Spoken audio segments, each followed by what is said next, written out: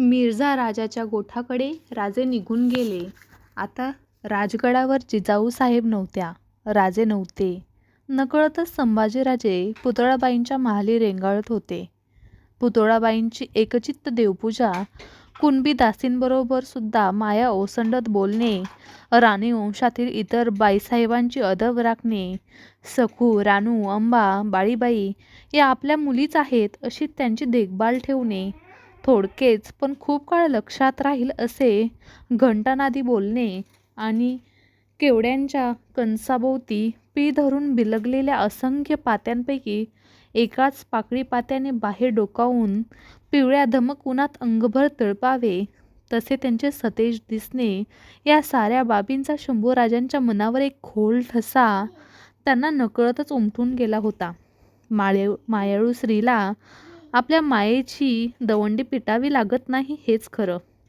आपल्या महालात गवाक्षाच्या मिरपीजवळ पुतळाबाई उभ्या होत्या. बाहेरच्या आभाळात दाटलेल्या आणि चिंतावली नजर त्या हरवून बसल्या होत्या. मध्येच बाण येताच त्यांच्या डोळ्यांची टपोरी पाखरे फडफडत होती. दाटल्या आभाळाखालून सरसर धावत दूरवर होऊन पुन्हा माघारी फिरत होती. त्यांनी पूजा बांधलेल्या अष्टभुजा जगदंबेकडे बघत संभाजीराजे त्यांच्या पाठीशी उभे होते. मध्येच वळून गवाक्षातून डोकावत होते. दूरवर दिसणाऱ्या गुंजवणी नदीची धुरकट वळणे बघत होते. सरकार, थोरल्या महालानं याद केली या. सोयराबाईंच्या खाजगीकडचा चंद्रा या कुणबिनी दासीने महालात येऊन अदबीने वर्दी दिली. ते ऐकताच पुतळाबाई मागे वळल्या. एक वार त्यांनी संभाजीराजांच्याकडे बघितले. पदरकाठ ठीक जमवून घेतला. चंद्रा कुणबीन आली तशी निघून गेली.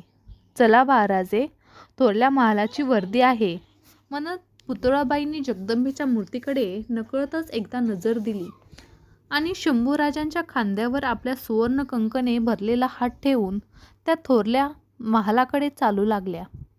आपल्या महालात निळाशार पदर पोताचा शालू नेसलेल्या देखण्या सोयराबाई आपल्या कन्या राजे बाळीबाई यांच्याशी काहीतरी बोलत होत्या. दगडबंद भिंती धरून 2-4 कुणबिनी अदबीने उभ्या होत्या.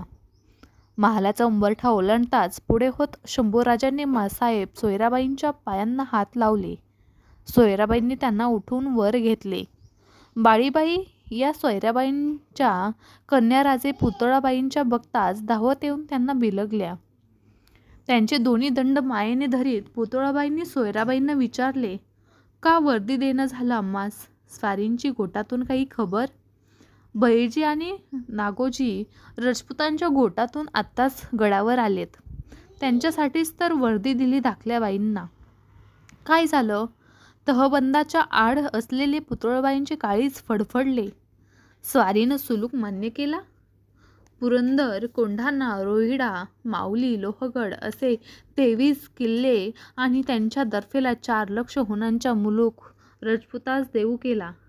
आता स्वारींकडं कुल 12 किल्ले आणि अवघ्या 1 लक्ष होणांचा मुलूक राहिला. स्वारी अशी कशी? पुतळाबाईंनी त्यांच्या लालसर सरळ नाककळीकडे बघत शांतपणे विचारले. ठीक आहे. उद्या कोंढाणा राजपुतांच्या माणसाच्या हवाली करून स्वारी मासाहेबांसह गडावर येत आहेत. सोयराबाई तुटक बोलल्या. त्यांच्या बिबेवानाच्या काळ्याशार डोळ्यात कसली तरी चिंता तरळत होती. ती गड किल्ल्यांची होती की राजांची ते कळत नव्हते. सोयराबाईंच्या तोंडून जिजाबाई आणि राजे येणार हे ऐकताच संभाजीराजांचा चेहरा पोतासारखा उजळून गेला. पुतळाबाई आणि सोयराबाई यांच्याकडे बराच वेळ आलटून पालटून बघताना शंभूराजे विचार करीत होते. या दोन्ही मासाहेब उजळ आहेत, पण मग एवढा फरक का वाटतो यांच्यात? त्या दोघी मासाहेबांचे बोलणे थांबलेले बघून शंभूराजे सोयराबाईंना विचारले, मासाहेब, तुम्ही केला आहे कधी कुणाशी सुलूक? या प्रश्नाचे पुतळाबाईंनी चमकल्या शंभूराजाकडे बघतच राहिल्या. सोयराबाईंचे बिब्बेवानाचे काळशार डोळे कसल्या तरी विचित्र तेजाने उजळल्यासारखे झाले. नाकाचा लालसर शेंडा थोडासा अधिक लालावला. त्या पटकन बोलून गेल्या, नाही. सुलूक आम्हास कधी पसंत नव्हता. आता स्वारीनंच तो मान्य केल्यावर इलाज नाही कुणाचा.